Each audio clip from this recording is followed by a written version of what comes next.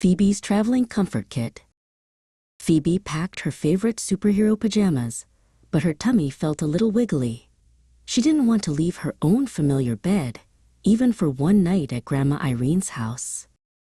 "It's okay to feel wobbly, sweetie," Mom Willow said, zipping the bag closed. "Grandma Irene misses you, and we've made a special comfort kit just in case you feel lonely tonight."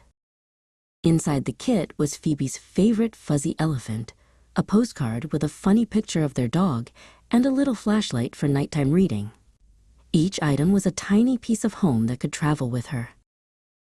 When they arrived at Grandma Irene's cozy blue house, the sweet, warm smell of fresh-baked cookies rushed out to greet them before Grandma herself did. Grandma led Phoebe to the guest room. "I know it's not your bed at home," she whispered, "but look at what I found waiting here just for you." Phoebe carefully set up her fuzzy elephant and the postcard from home right on the bedside table. It felt like a small, safe piece of her own room had traveled all the way with her.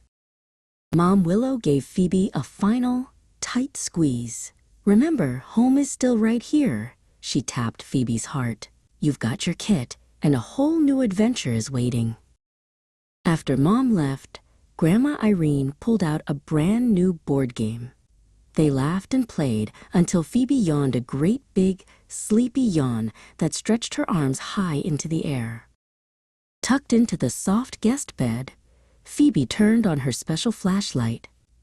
She shone the beam on the ceiling and told her fuzzy elephant a secret story until her eyelids felt very, very heavy. When the sun came up and peeked through the window, Phoebe woke up smiling. She had done it. She had slept over all by herself, and now she couldn't wait for Grandma's famous blueberry pancakes.